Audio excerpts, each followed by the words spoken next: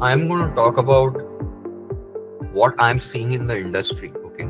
Because I'm someone who is meeting the CEOs and CTOs of a lot of these top companies we keep hearing names of, like SETU or Flipkart, as well as ICICI Bank, HDFC Bank, even Tata Motors, all sorts of sectors, right? In consulting, we meet a lot of them. And because of that, we actually get a bird's eye view of what's happening in the industry, as well as a very close view of what are the practical challenges when you start implementing these programs.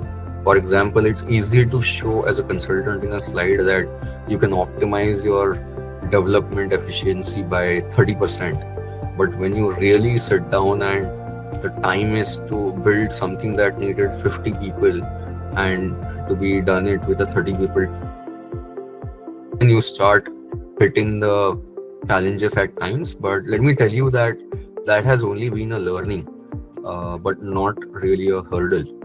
Look at what's happening overall in the industry. So while the session and program may have been a little more focused towards GenAI enabled development and vibe coding, etc., what is happening is how the leadership is looking at AI as a topic. You guys need to know, because I also present to some of the board of directors as to how they should think of use of GenAI as an org, and not just in STLC, which is in the engineering or coding team. The way GenAI is being seen is like almost a magic dust that you sprinkle over different functions today, and that function will become magically little more efficient, require lesser cost, and produce better business outcomes. And while I am saying this with a pinch of salt, indeed, slightly that is the way organizations have started looking at it. We get calls saying, hey, can you come and tell us how can GenAI improve our underwriting? Can you come and tell us how can GenAI improve our customer care? Or the CTOs or CIOs of large banks are saying, look, I have got a 2,000 member team and there's cost pressure. Can I get your help in optimizing the 2,000 member team, not to lay off people, right? See, nobody wakes up saying, tomorrow I'm going to lay off people, or today I want to reduce my team. They wake up thinking, okay, I have cost pressures. How do I not ask for more people and do the job of 2,500 people with just 2,000 people, and still be able to deliver the appropriate outcomes? So it's first thing that will get out of the way is additional hiring. Okay. Second thing that will happen is refocusing the existing people into doing more complex tasks than making them do grunt work. So I'm going to tell you a story of a fictitious NBFC, because I can't name clients in public conversations. But let's take an example of a fictitious NBFC. An NBFC is non-banking financial services company that gives out loans like home loans, car loans, personal loans, etc., and also at times can take fixed deposits, and has slightly liberalized rules from RBI, which means their capital adequacy ratios and their risk requirements may be slightly leaner and flexible compared to banks. And the purpose of NBFCs existing in India is they can go where banks cannot go, and they can lend to people whom banks cannot lend, right? So they are by nature designed to be slightly adventurous and flexible, and they are supposed to be a step ahead of banks in terms of how they garner business, because obviously banks have the best rate of interest as the raw material. Let's say if a bank gives an auto loan at 8%, NBFC may end up giving an auto loan at 9 or 9.5%. But then, of course, they are giving loans to people who are not getting a loan from the banks. So those people might be okay giving a slightly higher rate of interest. Now, think of that as an org. Now, let's, through storytelling, understand where all GenAI can influence. And then we are going to come to vibe coding and SDLC also, which is something that will be also more of your interest. So such a company is likely to say, hey, let's say they have 1 lakh crore of AUM, which is assets under management, which is basically the total amount of loans that are outstanding in the market, which they have to recover, right? 1 lakh crore is a lot of money, which means they would have, say, 10 lakh customers 20 city presence, etc., and maybe some 100 plus branches. Now, if this is the kind of org, what is on their minds? Look at the competitive pressure they have. First of all, getting fixed deposits is not easy today for NBFCs and banks, because every Indian wants to make money in the stock market or in mutual funds or buy gold. So if money is not flowing to fixed deposits, they have to raise their money from other sources, like take it from the bigger banks or from the institutional money raise or from mutual funds. So some of the liquid mutual funds that we put money in, where we say we have parked the money, they actually do overnight or short-term lending to NBFCs, say at 8% or 9% or 7%. And that money in turn, the NBFCs lend to other people at say 13%, 12%. And the spread in between is where they make money. Now, if fixed deposits are not coming in and the rate of capital has gone up, there is pressure, because if they increase their rate of loans also, say beyond 13% to 15%, nobody will come and take loans from that particular NBFC and they'll go somewhere else. So you don't have to raise the rates. What is it that you can do? You reduce your cost, because the spread has become thinner, and the spread is built off your cost and the profit, right? So if your spread has become thinner, which means your input cost of money is higher and the lending rate is still the same, then you have to reduce cost. So then the pressure is on everybody, COO, CMO, CFO, and say Chief Digital Officer, all to reduce the cost. So how do you reduce cost? One thing you can do is, okay, I have got a 600 people contact center. It might be my captive contact center or outsourced contact center. First thing I may think is, by the way, the rates are crazy, right? Like, to run a intelligent, skilled contact center person, the companies in India today pay anywhere up to 70,000 to 1,40,000 per month per seat, and that is not really the salary of the individual, but it is a full-blown cost of the seat, which means your CCAS system, the like Genesis Avaya kind of dialer setup cost is involved. The person's coffee machine on the floor is involved. Then the person's HR cost, admin cost, maybe the cab drivers for the night shift for the contact center, that cost, everything is involved. The cost of the rent of the floor. So when such a high cost, almost ₹1,00,000 a month, is being paid to a contact center employee, and you have 600 such employees, that's a huge cost, right? So per month you are paying like 6 crores. So annually you are spending 70-80 crores. Now, what if I could handle, and by the way, nowhere am I saying this would definitely mean job cuts or reduction of forces, but let's say if he had a plan for a 20% growth this year in his lending, then naturally, with a linear relationship, he would ask 600 people contact center should grow to 720 people. But that would mean monthly cost going up from 6 crores to say 7.5 crore or so, right? So I can't afford to have that cost increase. In fact, I have to reduce the cost even less than what I was last year. So what these guys are thinking is, can I do a voice bot, GenAI driven voice bot calling for inbound as well as outbound to resolve the queries, which means an AI is answering your call in a very humanoid way and resolving queries like, okay, what is my EMI amount for this month? I have paid the EMI, but it's not reflecting in my mobile app. Why is it so? Or simple questions like, give me my home loan certificate because I am filing for my income tax and I have to show it for ATC waiver. Or something like around Diwali, you are making an outward calling and saying, I'm calling because you have so far paid your personal loan really well and you have a high credit score. We are offering you a 10 lakh rupees of pre-approved car loan. Why don't you buy a car this Dussehra or this Diwali? Now, this calling used to be robotic or through an SMS.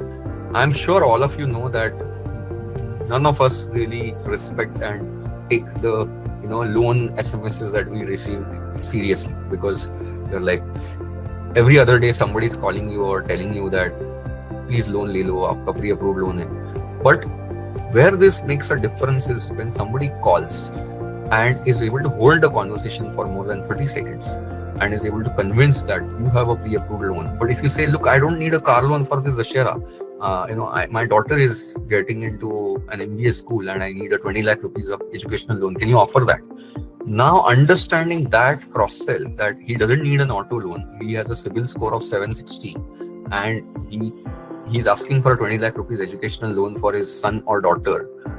Can I hold a conversation and actually go to the business rule engine of the NBFC and check quickly for this income, this locality, this professional, like salaried software engineer, if he's asking for at this age and this credit score, if he's asking for 20 lakh rupees of educational loan for his daughter, what can I do for him? Right? And if you know that you can sanction the loan, maybe you have to tell that the loan will be in the name of the daughter, right? But not him. But he can still get the loan, and at what interest rate? You have just won another 20 lakh rupees loan customer, right? And that is huge. Let me just tell you the mathematics behind it. The ROA is how the measure of NBFC profits are done. So return on assets, like if you have 1 lakh crore money in the market, every year you are making about 2 to 3% of return on assets, which means you're making 3% profit, right? As in gross profit. So imagine a 20 lakh rupees loan. If I am able to convince him to take from me through an AI generated call, 3% ROA, which is annual gross profit I'll make, is what, like 60,000 rupees, right? So I'm going to make gross profit of 60,000 rupees. And even if the net profit is only half of that, which is 30,000 rupees, what did it cost me? It cost me an AI generated call of 3 minutes or 5 minutes. And the per minute cost of an AI generated call is just 3 rupees, right? So 15 rupees I have spent in a 5-minute call, and I have generated a gross profit potential of 30,000 rupees, right? And of course, not all calls convert into a purchase of a loan. But even if one call in 100 are converting, still 1,500 rupees instead of 15 rupiya, I'm spending 1,500 rupees, because out of 100 calls, only one call will convert. By spending 1,500 rupees, I'm getting a profit of 30,000 rupees of net profit and 60,000 rupees of gross profit. That is the power of GenAI, right? Plus, I, as a customer care head, did not have to go to my CEO and say, hey, instead of 600 people, next year I want to hire 750 people. Instead, imagine how happy my CEO will be if I go tell him, look, I don't need these 600 people anymore. I can do this same job in maybe 400 people. And I'm giving you more business by outbound calling at, 1,500 is to 30,000. That is like 20x returns. The CEO will say, go spend more money on AI because you're getting me more business. And of course, total cost of acquisition physically is even higher. Instead of an AI call, if I have to send people in the market and knock on the doors in rural villages and try to get them to have a loan with me, it's much more costly. So that is one example I gave with an ROI and how the leadership looks at the whole thing, right? Now, some other examples I'll quickly go through in the interest of time. But you get the story, right? How the organizations are looking at GenAI. Now, the other area is sales. Now, think of a mutual fund company. The relationship managers have to go meet the distributors and convince them, you sell our XYZ mutual funds ke fund instead of ABC mutual fund ke fund or PQR mutual fund ke fund, because the distributor is selling everybody's mutual funds, right, to his end customers. Now, especially this is how business happens in India, despite you having access to digital apps like Zerodha and Grow, etc. Because in rural India, people need to be educated first, and that job is done by the distributor. So the distributor holds key as to if he sells a Kotak Mahindra mutual fund or an HDFC mutual fund or a Motilal Oswal mutual fund, etc. Right? Whichever it is. Now, what GenAI is able to do is the distributor has to be met and influenced to appropriately convince him as to why a particular company's mutual fund is performing better or will get good service, and hence he should recommend that to his end customers. To do that, you can do a sales co-pilot, which means if this guy goes and meets the distributor from, say, ABC mutual fund company, he will know pre-meeting the kundali of the distributor. Hey, distributor hai kahan? Who are his end customers? How many customers does he have? What is his portfolio? Which other mutual fund is he recommending? Why is he not recommending my mutual fund, and so on? And if you do it that way, manually, today he doesn't have time. Every day he has to meet 3-4 distributors, right? He will be on a motorcycle. Just imagine a day in his life. He starts from his home, goes to the office, collects his daily data docket, and takes that docket to 3 distributors. He's in traffic, he's in traffic signals. So he doesn't have time to think of what do I say to this guy so that I can convince him to recommend his customers my mutual fund. But with Sales Copilot, what one can do is on their mobile phones, you can give them pre-meeting, mid-meeting, and post-meeting recommendations and suggestions and nudges as to why is this guy not recommending your fund. Or it could be that this guy is the having the highest market share of our mutual fund. He's already doing well, so I don't have to push for more sales through him. I have to just keep him happy or give him extraordinary service. Maybe the AI recommends that I send him for some training in a sales training that will be sponsored by our company because he's doing so much of business for us, to some IIM or some business school, and get him a sponsored executive training on how to grow his business, right? He will be happy if that happens, or something of that sort. But today he doesn't have the bandwidth and mental ability to think all that because he is just running pillar to post. Aaj idhar jana hai, udhar jana hai, and because of that, he is unable to do a good job at the quality of conversations that he is having with the distributors. So GenAI can help by analyzing the data. How can GenAI help? It goes and analyzes the data of that distributor. How many customers does he have? What funds is he selling? What is my market share?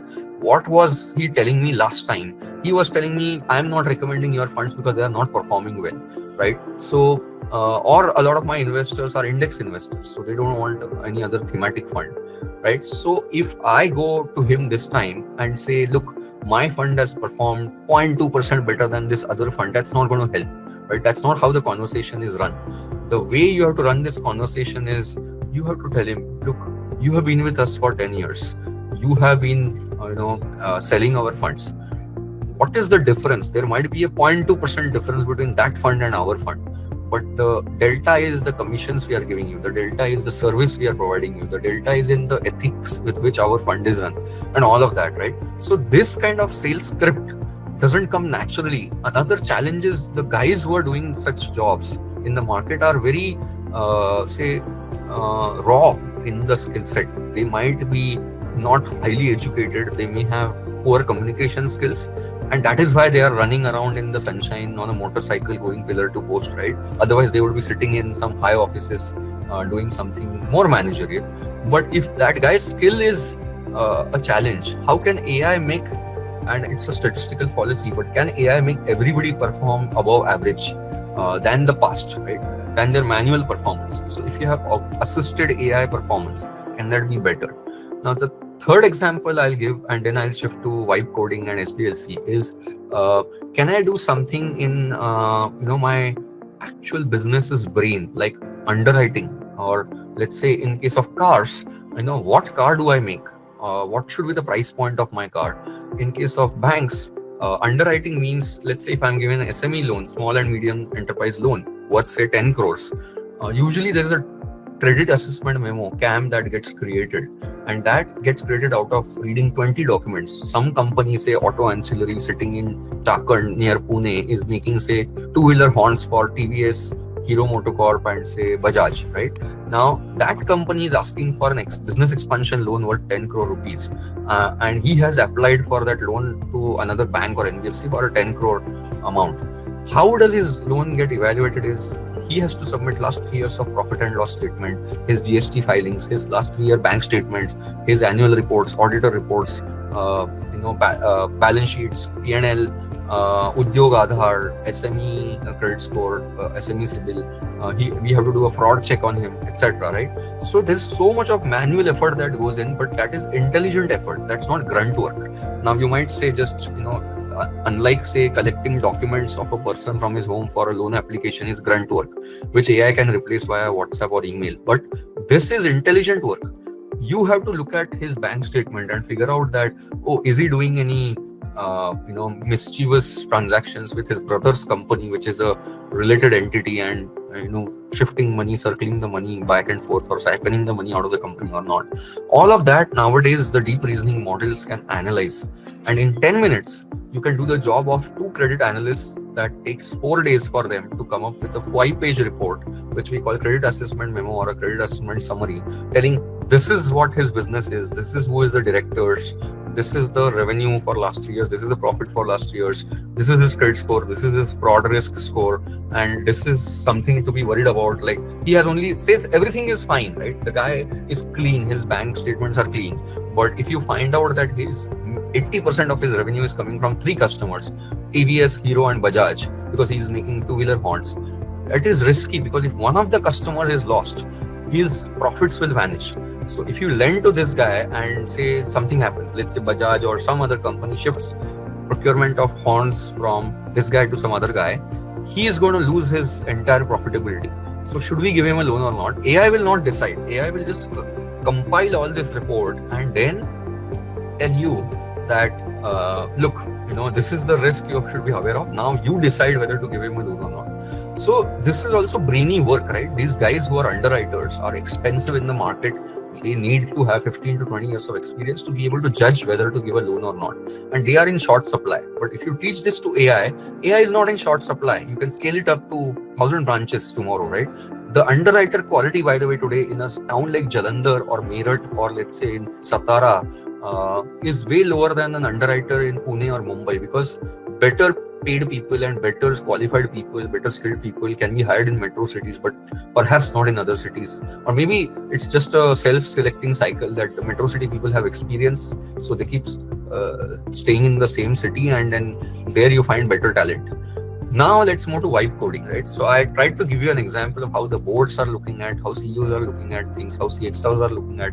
We looked at examples of customer care, outbound calling for sales. We looked at underwriting, right? Now let's look at SDLC and coding inside the org. So I will not be able to reveal the name of a client, but we worked with a Fortune 50 client, right?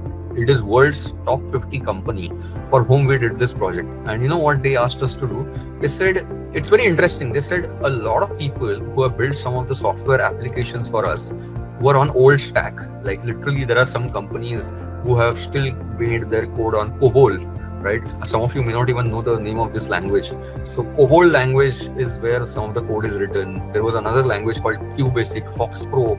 All these old languages, some of the old enterprise software was written on these languages. Now what is happening is the people who wrote these softwares have retired. Literally, it is that is how old these softwares are.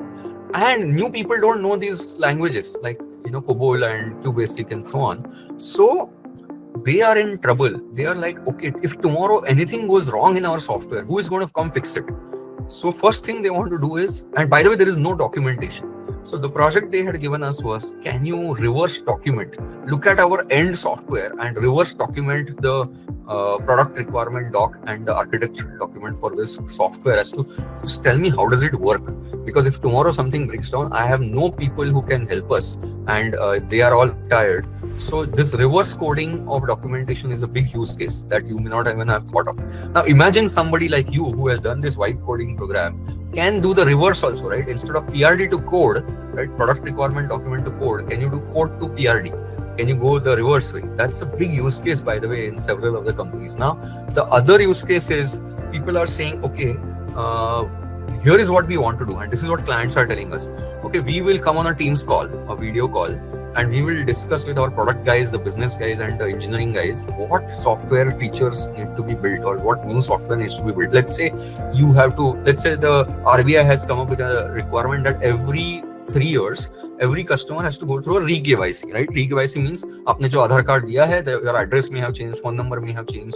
So you have to re-KYC, know your customer, which is basically getting your Aadhaar, PAN and address and phone number again, because that old KYC may have gone stale, and the home loans and car loans may be 5-year, 10-year, 15-year tenure, right? So आपने कभी तो उसका आधार card और phone number address लिया था, but 8 साल बाद वो बंदा गायब हो गया. So how do you even reach him? Because you don't even have his latest address and phone number. So RBI has said you have to do re-KYC. Now the folks will come on a call and say we have to build a process for re-KYC. You have to build a new software portal for re-KYC because this is a separate requirement, which is regulatory requirement. We don't have this capability of doing KYC of old people because the KYC happens offline and only when new people are taking a new loan. So you have to build a software for re-KYC. Then the requirement is people will come on a call for let's say an hour and discuss all that they want, and the AI has to listen into the call, transcribe what was discussed, then think through it and make a entire SDLC plan of the sprints, the Jira tickets, the epics, the stories and tasks to be done.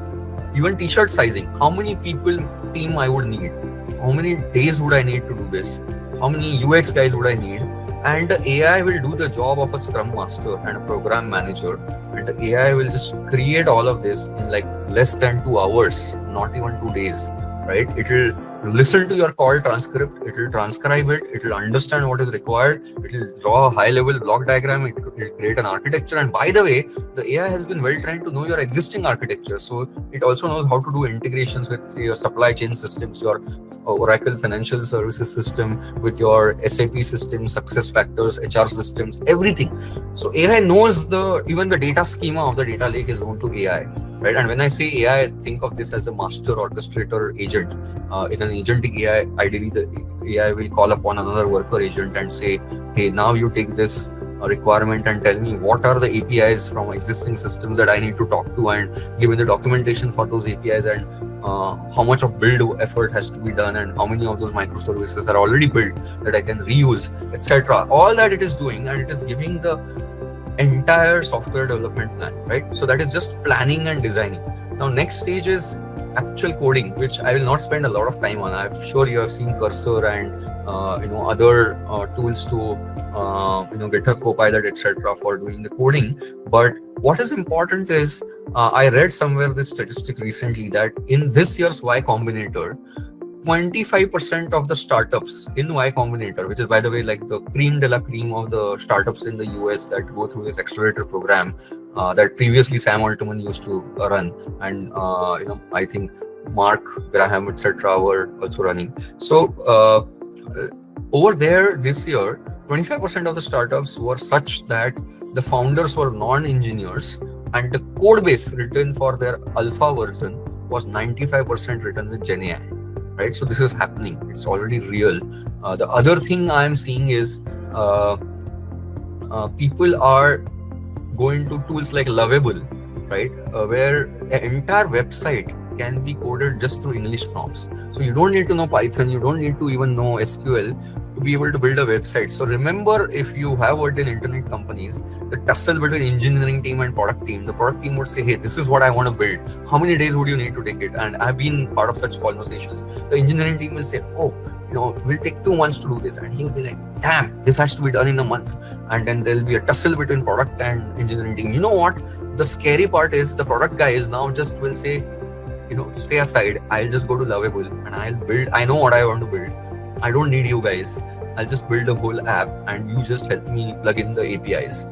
Now imagine all the entitlement of the engineering leaders and engineering team would go away, because they are like, you can be rendered not so important if somebody else is able to build what they want to build through Lovable.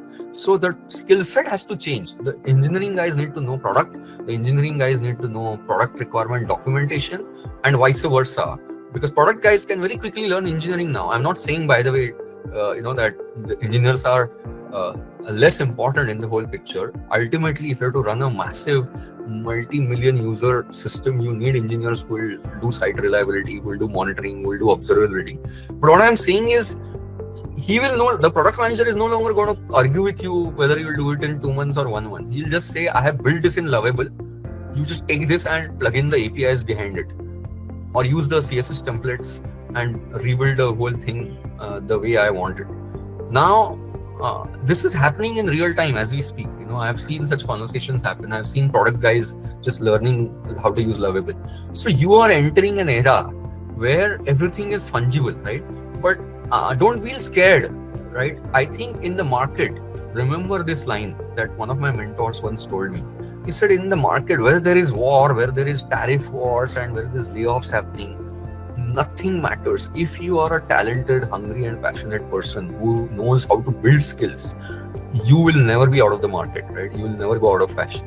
You would figure out that, look, what the product manager is doing, if that role is important, I will just become that, right? I can acquire that skill.